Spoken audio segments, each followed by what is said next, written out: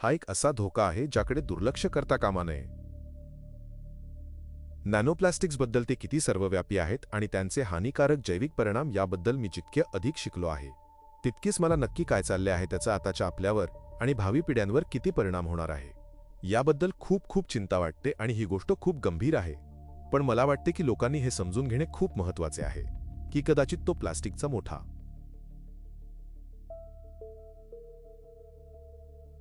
तुकडा नाही जो कुठेतरी बाहेर आहे, तर त्या कणांचे त्याहूनही लहान उत्पादनांमध्ये सतत लहान होत जाणाऱ्या कणांमध्ये होणारे विघटन हा आपल्यासाठी मोठा धोका आहे. आणि मला वाटते की ही गोष्ट लोकांच्या डोक्यात आणि त्यांच्या मनात जायला हवी, जेणेकरून त्यांना समजेल की हा कदाचित भविष्यात येणारा एक हिमस्खलन असेल. पण जर आपण त्याबद्दल काही केले नाही तर तो येईलच किंवा येऊ शकतो. तर हाच माझा मुद्दा आहे. म्हणून आपण हे असंच सोडून देऊ शकत नाही. सर्वात भीतीदायक बाब ही आहे की नॅनोप्लास्टिक्स जीवनाच्या सर्वात मूलभूत प्रक्रियांमध्ये व्यत्यय आणतात.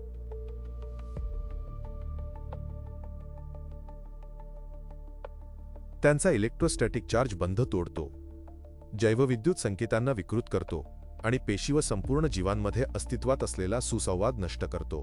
ते जीवनाच्या आवेगातही व्यत्यय आणते. तो संकेत जो मधमाशीला फुलाशी, झाडाला जंगलाशी, चेतापेशीला मेंदूशी जोडतो, ते शतकानुशतके एकसुरात प्रतिध्वनित होणाऱ्या लयींना शांत करते.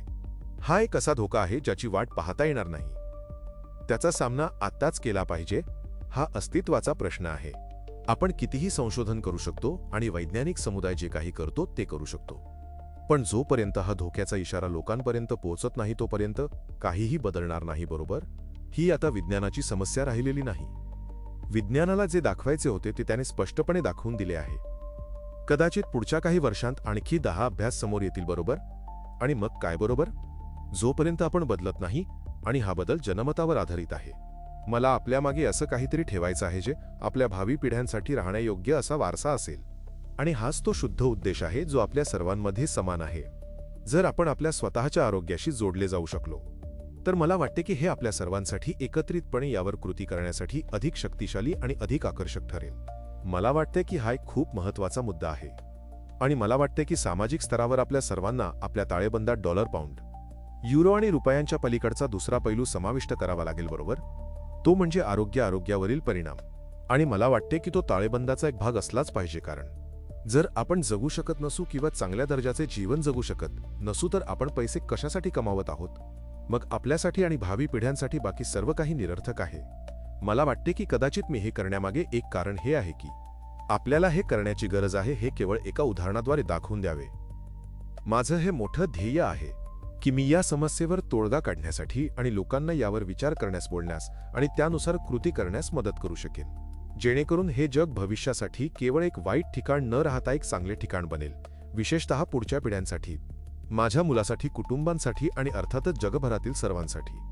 काळजी घेणे आणि मी लोकांमध्ये जागरूकता निर्माण करण्याचा, त्यांना धोके समजावून सांगण्याचा, त्यांना समस्येची खरी व्याप्ती समजावून देण्याचा आणि त्यांना कृती करण्यास प्रवृत्त करण्याचा प्रयत्न करत आहे. म्हणून मला फक्त एक शेवटचा शब्द सांगायचा आहे की आपल्याकडे फक्त एकच ग्रह आहे आणि हा ग्रह एकदाच वापरण्याजोगा नाही. म्हणून आपण याचा विचार केला पाहिजे. खूप काळापासून आपण या फसव्या भ्रमाखाली जगत आलो आहोत की अजून वेळ आहे की मानवतेला ओळखण्याची, समजून घेण्याची आणि प्रतिसाद देण्याची संधी नेहमीच मिळेल. पण ती वेळ आता निघून गेली आहे. आता आपल्यापुढील सर्वात मोठे आव्हान हे आहे की आपण परतीचा मार्ग बंद होण्यापूर्वी आपल्याकडे बुद्धी आणि थोडा वेळ दोन्ही असताना एक उपाय शोधून काढणे.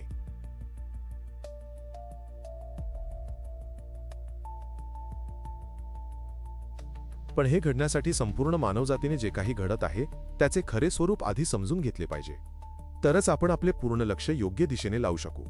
उपाय शोधण्यासाठी वैज्ञानिक क्षमता आणि संसाधने, जसे आपण आधीच पाहिले आहे, कोणतीही एक व्यक्ती, संस्था किंवा राष्ट्र एकट्याने इतकी गुंतागुंतीची समस्या सोडवू शकत नाही.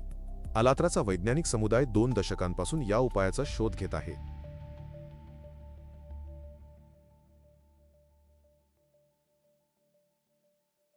आणि जरी तो अद्याप सापडला नसला तरी तो अस्तित्वात आहे हे आम्हाला माहीत आहे. आम्हाला समजते की याचे उत्तर भौतिकशास्त्र, रसायनशास्त्र आणि जीवशास्त्र यांच्या संगमावर आहे. याचा अर्थ असा की हा उपाय साध्य करण्यायोग्य आहे आणि अस्तित्वासाठी तो शोधणे आवश्यक आहे. अनेक वर्षांच्या संशोधनातून आम्हाला हे स्पष्टपणे समजले आहे की संपूर्ण जागतिक समुदायाचे प्रयत्न एकत्रित आणि तातडीने असले पाहिजेत.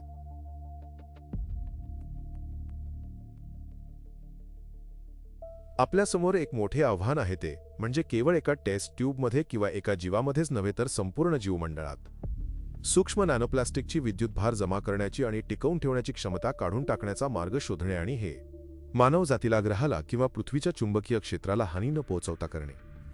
आज सूक्ष्म नॅनोप्लास्टिक प्रत्येक मानवामध्ये, अगदी पहिला श्वास घेणाऱ्या नवजात बालकांमध्येही उपस्थित आहेत.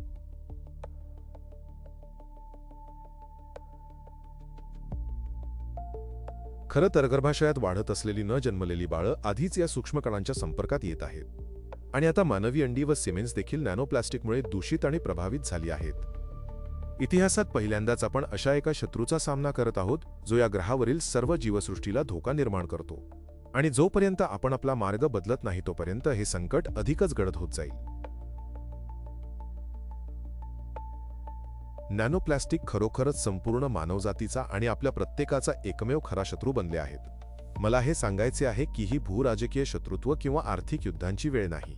ही नवीन साम्राज्य उभारण्याची वेळ नाही. जेव्हा एखाद्याला कळते की तो मरत आहे तेव्हा नवीन घर बांधायला सुरुवात करण्यात काही अर्थ नाही, विशेषतः जेव्हा त्यात राहायला कोणीही उरणार नाही.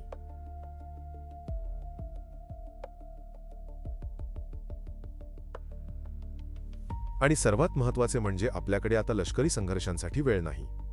जेव्हा आपण आधीच एका सामान्य अदृश्य शत्रूकडून मारले जात आहोत तेव्हा एकमेकांना मारण्यात काही अर्थ नाही, जरी काहींना याची अजून जाणीवही झालेली नाही. आपण या धोक्याकडे दुर्लक्ष करू शकत नाही, कारण आपले भविष्य यावर अवलंबून आहे की आपण आपले मतभेद बाजूला ठेवून आपल्या ग्रहावरील सर्व जीवसृष्टीला धोका निर्माण करणाऱ्या या घातक नॅनोप्लास्टिकच्या विरोधात एकजूट होऊ शकतो की नाही. प्रश्न हा आहे की आपण हे सर्व खऱ्या अर्थाने समजून घेण्यास सक्षम आहोत का? की नॅनोप्लास्टिकने आपल्या मनाला आधीच इतके नुकसान पोहोचवले आहे की मानवजातीवर घोंघावणारा जीवघेणा धोकाही आपण ओळखू शकत नाही. जर आपण अजूनही वास्तव जसे आहे तसे पाहू शकत असू तर कृती करणे आणि शक्य असतानाच उपाय शोधणे हे आपले कर्तव्य आहे.